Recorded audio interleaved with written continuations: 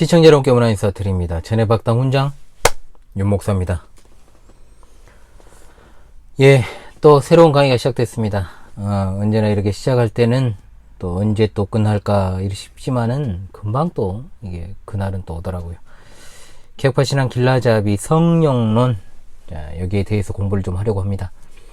몇 번의 강의가 될지는 제가 가늠해 보진 않았습니다. 그래도 아마도 앞선 기독론보다는 한두 강의 정도 더 많을 수도 있겠다라는 생각을 하고요. 또 보충 수업 같은 경우에도 제가 몇 개를 또 할지가 알 수 없기 때문에 어찌되었든 간에 여러분들 똑같은 마음가짐으로 지금까지 공부해 오셨던 것처럼 변함없는 마음가짐과 자세로 성령론 수업에 임해 주시기를 바라겠습니다.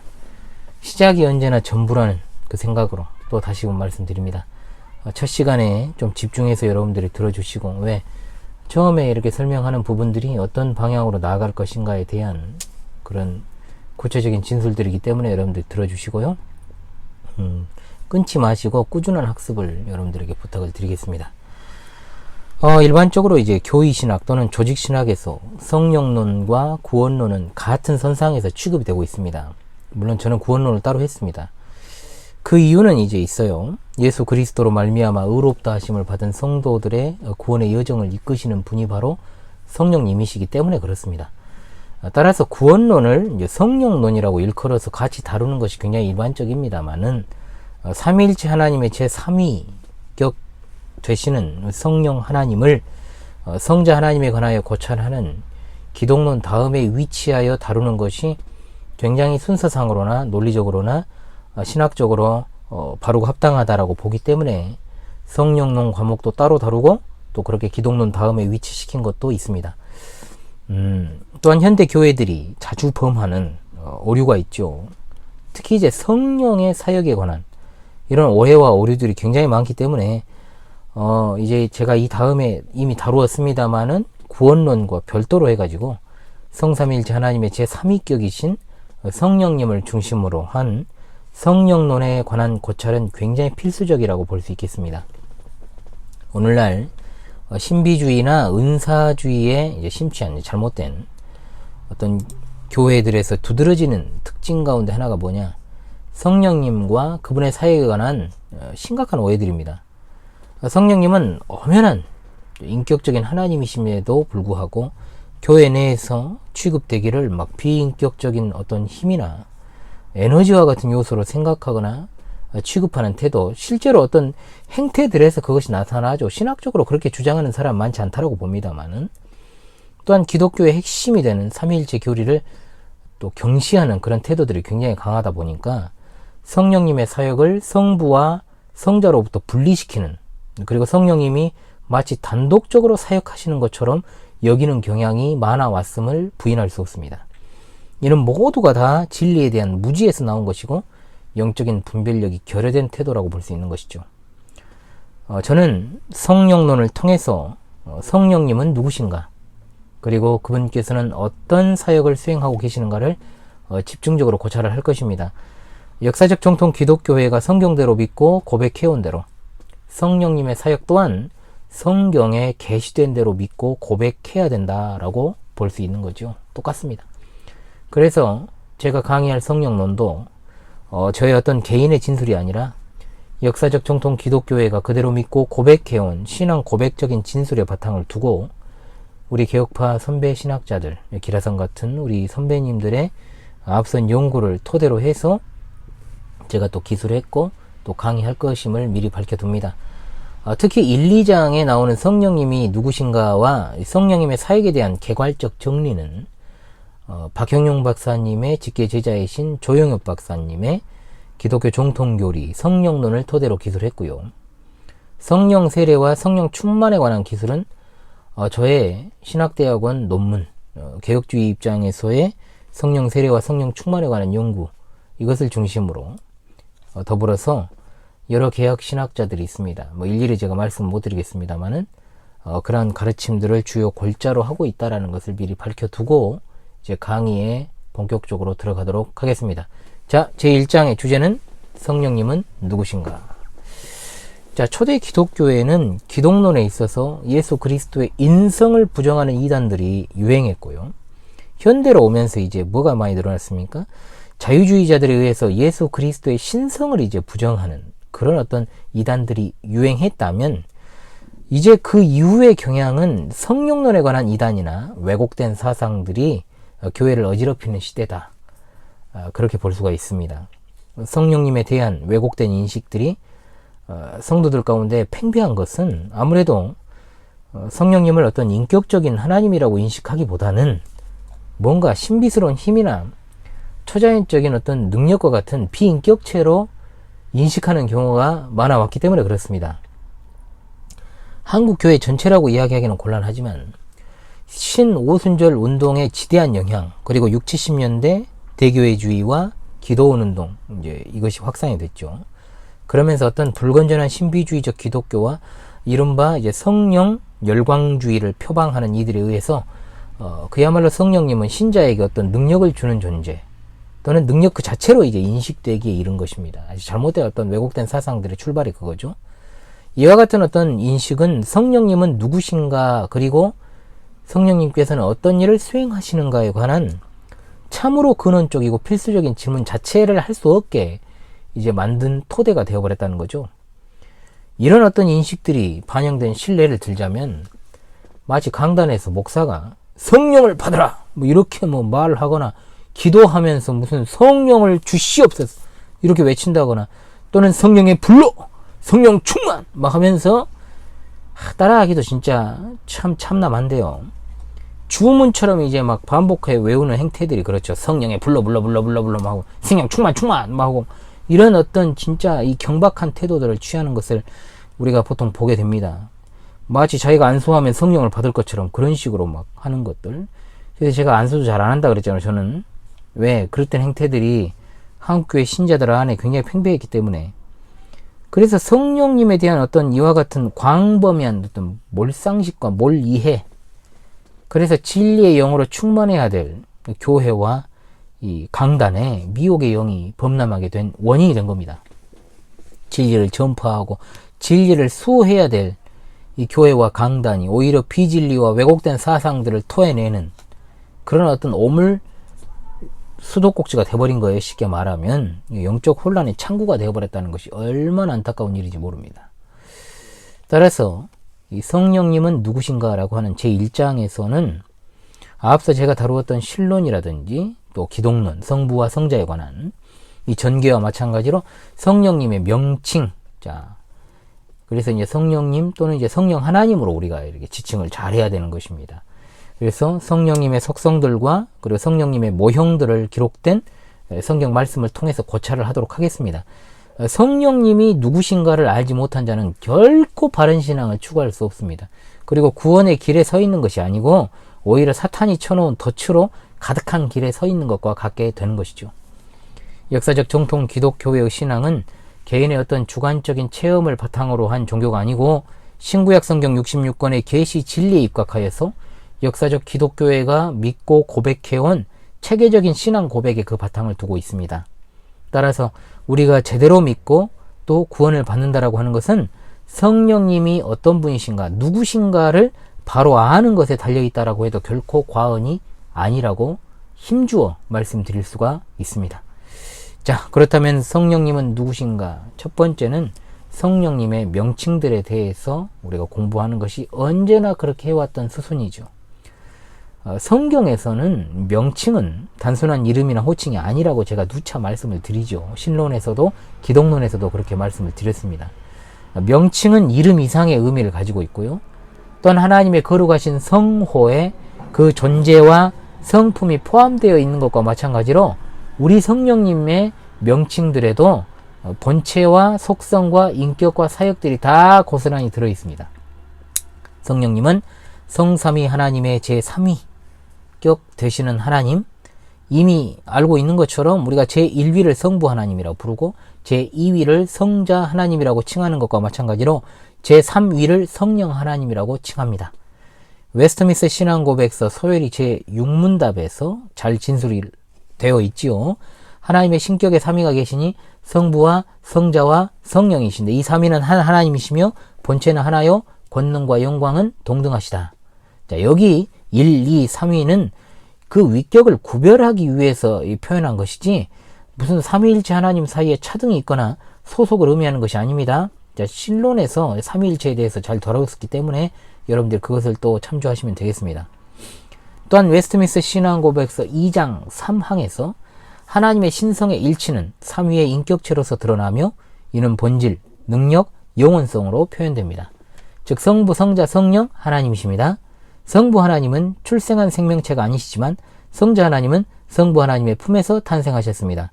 마지막으로 성령 하나님은 성부, 성자 하나님으로부터 유래하는 존재와 기원을 가지고 계십니다. 라고 진술하고 있습니다.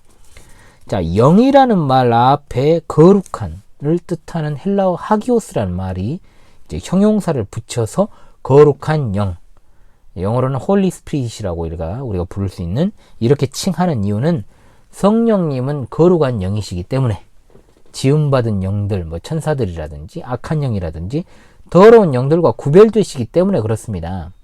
성경에서 성령을 가리키는 단어는 히브리어로는 루하흐가 있고 헬라어로는 푸뉴마입니다. 푸뉴마 많이 들어보셨죠? 특히 푸뉴마라는 단어는 성령님을 지칭할 때만 쓰인 것이 아니고 천사나 악한 영들이나 사람의 영혼에까지 쓰일 정도로 굉장히 폭넓게 사용된 단어입니다. 푸뉴마. 그러므로 푸뉴마라는 단어가 성령을 가리키는지 아니면 다른 영들을 가리키는 것인지에 대해서 성경의 전후 문맥을 고려해서 그것을 결정을 해야 되겠죠. 물론 푸뉴마라는 단어 앞에 하기오스, 즉 거룩한이라고 하는 형용사가 오게 되면 성령님이시죠. 성령님. 자, 그래서 가장 먼저는 우리가 성령이라는 명칭, 푸뉴마라고 이렇게 헬라어에서 표현되고 있는 이 말을 우리가 먼저 봅시다. 성령이라는 명칭은 가장 먼저 성령님이 영이시라는 것을 드러내죠. 하나님은 영이시다 라고 하는 요한복음 4장 24절의 말씀, 그 내용은 하나님께서 영원 자존하신 분이고 영원 불변하시며 무소부재하시고 전지전능하신 절대적인 영이시다는 사실을 드러냅니다. 하나님께서 영이시라는 말이 내포하고 있는 뜻은 몇 가지로 나눌 수가 있어요. 여러분들 잘 주목하십시오. 첫 번째로 하나님은 인격적이시라는 뜻입니다. 즉 지식과 감정과 의지를 소유한 인격의 영이시라는 거죠. 하나님은 인격적인 존재이시기 때문에 인격적 존재들인 천사나 인간들과 인격적 교제를 나누시는 겁니다. 그리고 두 번째, 하나님은 비물질적이시다라는 뜻입니다. 자, 이것은 가장 보편적인 이해예요. 영은 분명히 존재하지만 성질에 있어서는 비물질적입니다. 하나님께서는 본체를 소유하시지만 본체를 물질적이라고 이야기하진 않아요. 주님은 의심 많은 도마에게 영은 살과 뼈가 없다라고 분명히 말씀하십니다. 누가복음 24장 39절이죠. 그러므로 하나님을 육체적으로 이해해서는 안 되는 겁니다. 그리고 세 번째, 하나님은 피조물이 아닌 창조주시라는 뜻입니다. 하나님은 영이시라는 말은 곧 하나님은 신이시다라는 말과 동의어입니다. 하나님께서 신이시라는 것은 하나님은 피조된 존재가 아니라 창조자가 되신다라는 것을 드러내는 것이죠. 따라서 성령님은 영이시기 때문에 비물질적인 존재이시고 육과 대조되는 분이십니다. 그 다음으로 성령은 영이신데 거룩한 영이십니다. 거룩은 피조물과 구별되는 하나님의 거룩입니다. 하나님의 거룩은 절대적으로 순결하며 모든 불결로부터 분리되고 성별된 최고의 위엄적인 거룩을 가리킵니다. 자, 거룩은 하나님의 중심적인 속성이기 때문에 성령은 성호 그대로 거룩한 영을 가리키는 거죠. 로마서 1장 14절에 성결의 영이라고 되어 있지 않습니까? 성결의 영은 더러운 영이나 악한 영과는 극명하게 대조되는 것이죠. 또한 마지막으로 성령은 또한 유일한 영이십니다. 성령은 숫자적으로 한 분이시고 또 고린도전서 12장 13절과 에베소 4장 4절에 나오죠. 존재론적으로는 영원 자존하시는 분이시며 속성상으로는 거룩하신 분이시고 수에 있어서는 유일하시다. 자, 이것이 바로 성령은 유일한 영이시라는 말의 의미가 되겠습니다. 잘 기억하십시오, 여러분. 그리고 이제 두 번째, 성령님의 호칭 가운데 두 번째는 생명의 영입니다. 생명의 영. 자, 성령은 생명의 영이십니다. 로마서 8장 2절. 이는 그리스도 예수 안에 있는 생명의 성령의 법이 죄와 사망의 법에서 너를 해방하였습니다. 여러분 잘 아시는 말씀이죠. 성령께서 생명의 영이라고 했을 때 생명이라는 말 안에 함축되어 있는 의미가 있습니다. 뭐냐? 첫째로 성령의 생명은 자존적 생명이십니다. 즉 다른 어떤 존재로부터 떼어져 나온 것이 아닌 자존하는 생명이시라는 거죠. 그리고 두 번째, 성령의 생명은 절대적인 생명이십니다. 이는 자존적이시고 유일한 생명, 즉 모든 생명체들의 근원이 되는 생명을 의미합니다. 그리고 세 번째입니다. 성령의 생명은 영생이십니다. 시간적으로는 끝이 없는 불멸을 의미하고 질적으로는 영생입니다. 영원히 복된 삶입니다. 네 번째입니다. 성령은 생명을 부여하시는 영이십니다. 성령께서는 첫사람 아담에게 생명을 부여하셨지요. 창세기 2장 7절에 나오고 욥기 33장 4절에도 나오며 시편 104편 29절에도 등장을 합니다. 그런데 죄를 범해서 타락하죠. 그래서 영적인 생명이 죽고 말았다라고 에베소 2장 1절에 말씀합니다. 사람의 육체적인 생명은 죽음, 즉 영혼과 육신이 분리될 때 이제 끊어집니다. 이것은 이제 거듭난 자나 거듭나지 못한 자나 즉 불신자나 동일하다는 거죠. 성령께서는 죽었던 영을 다시 살리시는 분이십니다. 요한복음 6장 33절에 나오는 말씀. 여기 나오는 살리는 영은 성령이신데 중생의 역사를 가리키는 거죠. 그래서 이 생명은 거듭난 생명, 예수 그리스도 안에 있는 생명을 말합니다. 또한 장차 성령 하나님은 우리의 죽을 몸을 영광스러운 몸으로 다시 살리시게 된다라고 로마서 8장 11절에 말씀하죠. 우리 주 예수 그리스도께서 영광과 권능 가운데 다시 오실 때 재림하시는 그날에 성령께서는 우리의 죽을 몸을 불멸의 몸, 썩지 않고 쇠하지 않을 몸, 강한 몸, 신령한 몸, 영광스러운 몸으로 다시 살리실 것이다라고 고린도전서 15장 42절로 44절과 53절에 말씀하고 있습니다. 자, 그리고 세 번째, 양자의 영입니다. 양자의 영. 양자는 원래 이제 가족이 아닌 자를 가족으로 입양하는 게 양자죠. 우리는 본질상 진노와 어두움의 그리고 사탄의 자식이었죠. 에베소 2장 3절과 요한복음 8장 44절이 분명히 주님께서 그것을 가르치고 계십니다. 하나님의 전적인 은혜로 말미암아 이제 빛의 자녀, 하나님의 자녀로 입양이 된 겁니다. 아들로 삼을 뿐만 아니라 아들의 명분을 주시고 신분과 상속권까지도 부여하셨습니다. 놀라운 일이죠. 로마서 8장 15절에서 성령을 양자의 영이라고 말씀하시는데 그 이유는 성령께서는 우리를 하나님의 자녀로 삼으시는 사역을 수행하시기 때문에 이런 호칭이 붙은 것입니다. 성령을 받는다라는 말은 양자의 영을 받는다라는 말과 동의어입니다. 여기 나오는 종의 영이 원래 우리 신분이고요. 양자된 자들은 하나님을 이제 아버지라고 부르게 되는 것이죠. 자, 그리고 네 번째, 여러분들이 잘 많이 들어보셨던 보혜사입니다. 보혜사. 헬라어로 파라클레토스죠. 자, 예수님께서는 승천하신 후에 아버지께로 가시면 그분의 이름으로 성령을 보내실 것을 약속하시면서 그가 보내실 성령을 보혜사라고 칭하셨어요. 요한복음 14장 16절로 17절에 나오죠. 보혜사라는 단어는 그분이 하시는 사역적인 특징을 나타내는 한자어입니다. 자, 이 명칭은 우리를 보호하시고 우리에게 은혜를 베푸시고 우리를 진리로 가르치신다라는 의미. 그래서 파라클레토스라고 하는 헬라어는 파라는 이제 곁에서를 가리키고 칼레오는 부름을 받은 자의 어떤 합성어입니다. 그러다 보니까 성령께서는 우리 곁에 서도록 부르심을 받은 분이시다라는 의미를 가지고 있는 거죠. 그래서 성령 하나님을 보혜사라고 부르는 이유는 그분이 하시는 일에 있어 다음과 같은 네 가지의 특성이 있기 때문입니다. 잘 기억하십시오. 첫 번째, 안위자 또는 위로자이십니다. 우리가 힘이 없고 연약해서 스스로 일어설 수 없을 때 그 사람을 돕도록 부르심 받아서 그의 곁에서 격려하고 도와주고 위로해주는 위로자의 역할을 하십니다. 그리고 두 번째, 상담자이십니다. 우리가 자력으로 해결할 수 없는 여러 가지 문제가 있습니다. 신앙의 문제도 있고 정신적인 문제도 있고 육체적인 문제도 있고 개인의 문제, 가정 문제, 교회 문제, 사회 경제적인 문제, 사상과 이념의 문제, 여기에 대해서 상담해 주시고 해결 방안을 제시하시고 해결해 주시는 하나님이십니다. 그리고 세 번째, 변호자이십니다.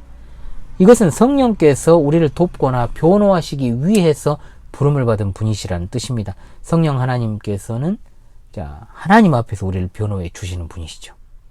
그리고 네 번째, 목격자로서 증인의 역할을 하십니다. 진리의 영이신 성령께서 증인으로서 그리스도를 증거해 주십니다. 요한복음 15장 26절의 말씀입니다. 자, 그렇다면 여기서 우리가 궁금한 거 하나 있습니다. 여기까지 하고 첫 번째 시간을 마무리할 건데요. 그런데 왜 예수님께서 그냥 보혜사라고 하지 않고 또 다른 보혜사라고 하셨을까요? 생각해 보셨습니까? 자, 예수님께서 제자들에게 그가 아버지께로 가면 또 다른 보혜사를 보내겠다라고 약속하셨습니다. 요한복음 14장 16절이죠.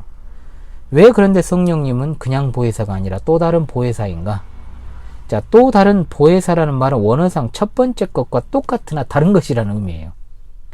자, 그래서 성령님은 첫 번째 보혜사와 똑같은 사역을 하시지만 존재의 특성은 다르시다라는 의미인 거죠.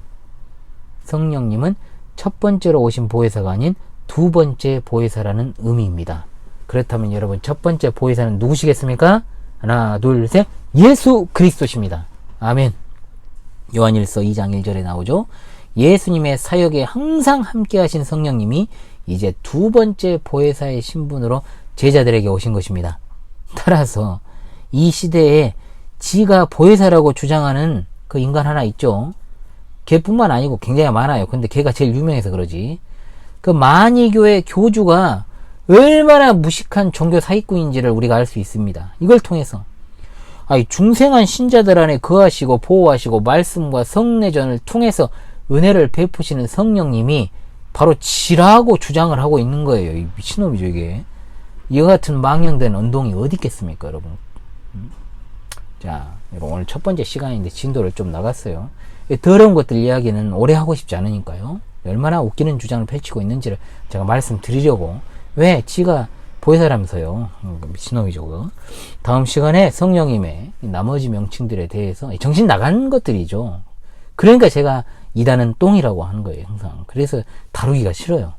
그냥 어쩌다가 이렇게 언급될 때 지금 한 번씩 제가 이야기하는 건데, 성령론 이야기할 때는 좀 그런 똥 같은 것들 이야기가 한 번씩 나올 건데요. 자, 보충 수업을 통해서 제가 그 똥을 다루든지 말든지 그래 하겠습니다. 어찌됐든 간에 다음 시간에 이제 성령님의 나머지 명칭들에 대해서 살펴보는 것으로 이제 성령님은 누구신가 가장 먼저 명칭에 대해서 공부를 이제 마무리하는 시간을 다음 시간에 갖도록 하겠습니다.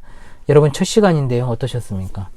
성령론에 관한 것들을 계속해서 공부해 나갈 수 있기를 바라겠습니다. 이번 시간도 여러분 수고하셨습니다. 지금까지 제네박당 훈장 윤목사였습니다. 감사합니다.